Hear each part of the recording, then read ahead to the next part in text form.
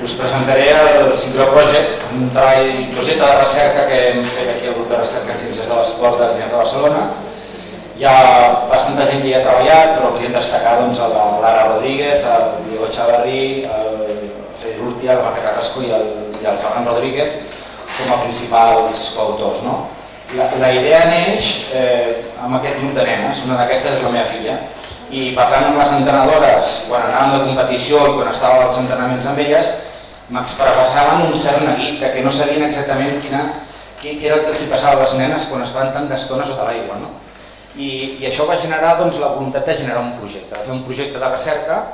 El vam impulsar des de l'INEF i vam tenir la sort i l'encert que va estar finançat pel CSD, Consejo Superior de Deportes, per l'Institut Català de les Dones, i també vam gaudir del suport de la GAUR i de les beques PINEF amb la feina de diferents doctorants. És un projecte que aquí veieu que el vam generar el 2010, tota la recollida de dades va ser el 2011 i a partir del 2012 comencem la transferència. Té tres grans àmbits, una part bioenergètica, una part de metodologia observacional i una part nutricional, i nosaltres ens centrarem fonamentalment en la part de la bioenergètica en la presentació d'avui.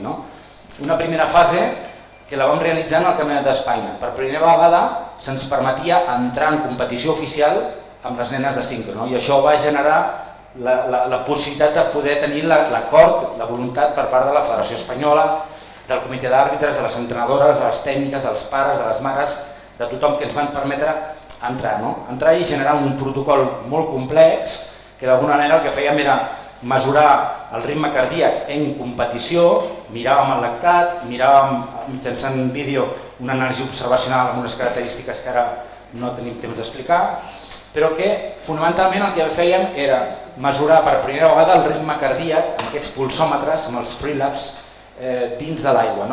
Les noies en competició evidentment no poden portar pulsòmetres clàssics i trobar un pulsòmetre en el seu moment que ens permetés mesurar el ritme cardíac en l'aigua era molt complicat. També, abans de cadascuna de les rutines i al final de cadascuna de les rutines de competició, vam tenir la possibilitat de fer l'anàlisi del lactat, que és un dels indicadors, un dels elements de control de les noies. També un altre dels elements que vam poder treballar va ser la part de metodologia observacional i al final de cadascuna de les rutines es feia la valoració de la percepció de l'esforç en l'escala de Borg de 10 per part de les noies quan acaben les seves rutines, i també teníem la valoració per part dels àrbitres. La puntuació final de les diferents rutines ens ajudava després a fer tot el que és l'anàlisi estadística. Aquí teniu l'instrument observacional que vam construir per l'activitat, per fer tot el que és la posterior sincronia de les dades de freqüència cardíaca amb les posicions corporals, amb la situació d'apnea i no apnea, que són dels elements més destacables de l'estudi. Una segona fase va ser amb entrenament, i amb entrenament el que volíem mirar, a banda de la freqüència cardíaca i el lactat, era el consum d'oxigen, i aquí veieu com vam d'alguna manera esquadrar la rutina amb 6 fases, una prerutina, una postrutina, i amb els dos moments de les dues principals apnees, abans i després de cadascuna de les apnees.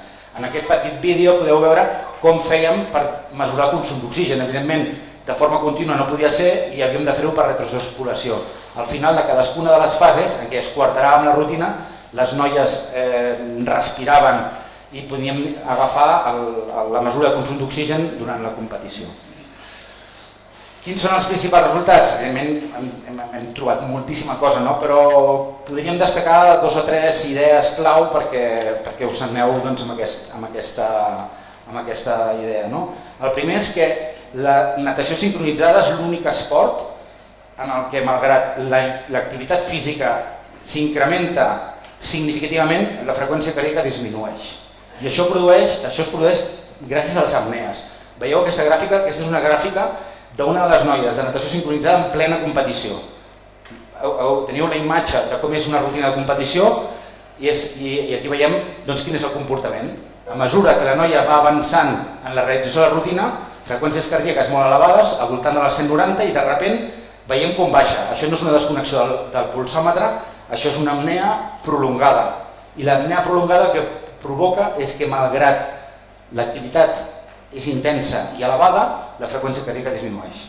apnees que se'n poden anar sobre el 73% de la rutina, és a dir, amb una rutina de 2 minuts veiem que mentre fan uns solotècnicos estan 1 minut i mig amb el cap sota l'aigua, 1 minut i mig sense respirar amb una activitat física molt intensa. Per tant, aquest és el comportament d'alguna manera més destacable que hem trobat.